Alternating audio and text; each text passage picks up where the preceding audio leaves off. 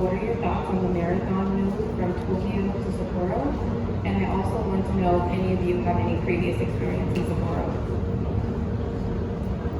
I only know Sapporo because I think it's a Japanese beer. That's the only thing I've heard about it before. But yeah, I mean, again, that's a decision that was out of all of our control. I have no doubt that Sapporo, the city, all the people are going to be out in mass. You know, the marathon is such a big event in Japan, and they're going to put on an unbelievable event. You know, I will say it'll be a little different being away from Tokyo where the rest of the games are, but it could be kind of cool at the same time. You know, again, I have no doubt that it's going to be an unbelievable event there, and I can't wait to get over there and compete with these other two guys. You know, I just agree with Galen what he said. You know, Sapporo is going to be a great city. They will host great events, and I think they will put a great, you know, it's just kind of like a different, we're going to be a different city than where they're going to host the Olympics in Tokyo. So, but at the end of the day, it's a decision above us, or, you know, be made by the International Olympic Committee, so there's nothing we can do about it. I never even thought about it until today, so it is what it is. I'm just ready to run a marathon. It doesn't matter where it's going to be. It's going to be in Tokyo or Sapporo, so I'll be ready for either city. Traditionally, the marathon finishes in the Olympic Stadium, and I'm a little disappointed we won't get the opportunity for that, especially because, as Galen said, the marathon is so big over there, so I feel like it would be a pretty awesome atmosphere. Also, like they said, I think, you know, anywhere you put it on, being in Sapporo, we're going to be the only game in town, so potentially that could make it a little bit more of a fun experience. Yeah, I've never been to Sapporo. I've raced in Tokyo a couple times, but yeah, I think it's still going to be a great event. But yeah, a little disappointing that we're going to have to leave the city and leave kind of the atmosphere. But at the same time, we're one of the last events, so it's not like we could really go out and enjoy it anyway, because we got to stay in the hotel and, you know, ice bath when everybody else is out partying. Well, I wanted to take you to the 15-mile mark of the competition. Can you identify yourself, please? Oh, Sorry. Sean Hartman from Track and Field News.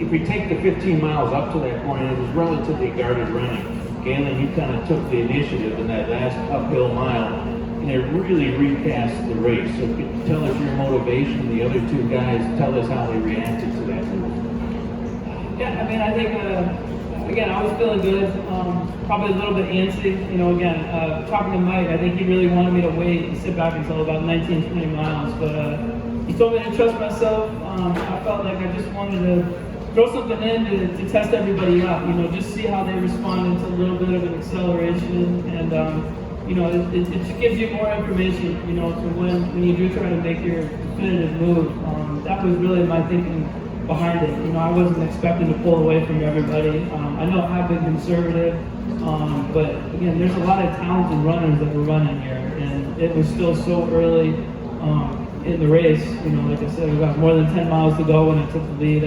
I just wanted to see how people would respond to a little acceleration, and on top of that, a little acceleration up the hills. And then, you know, I tried to relax a little bit. We had Logano. I think there was four or five of us running together. You know, Avi kept telling me, he's like, keep pushing. He's like, we got to keep pushing. You know, I really wanted to wait a little bit, and then when it was time to really go, you know, around 1920, that's when I used that experience going up with mile 15 to say that I was able to get a little bit of a gap there. I had a lot of confidence that when I went, you know, again, I'd get a gap, and then at that point it's just about continuing to keep the pressure on, keep pushing, and you know, have confidence in all the training I've done to be able to drive and close the race out, because it is a long ways to go. I think it's very true when people say halfway the marathon is really at around 20 miles, and then that's when the real racing starts. So I was well aware that we had a long ways to go, but just try to keep, again, calm mind, strong body, full heart. That's kind of my mantra that last 6 miles, and really just keep the pressure on, keep driving, and focus on myself, and recognize that everybody's going through a lot of pain at that point. Everybody's dealing with the hills, everybody's dealing with the wind. You're not unique in that, but those uphills will end. You get a lot of downhill right afterwards, and yeah, you just got to keep fighting all the way to the end. It wasn't really a question of if, it was a question of when somebody was going to go, because yeah, I think it had been pretty conservative up to that point. So I knew it was probably going to come in that sort of 14 to 16 mile range, which was a little bit earlier. Talking with Coach beforehand, he said 25K at the earliest, 30K would be ideal for making your move, just to let those hills take their toll on pretty much everybody, which is one of the reasons I decided not to go with that initial move. Yeah, so it wasn't a big surprise. And the people that decided to go with that group wasn't super surprising.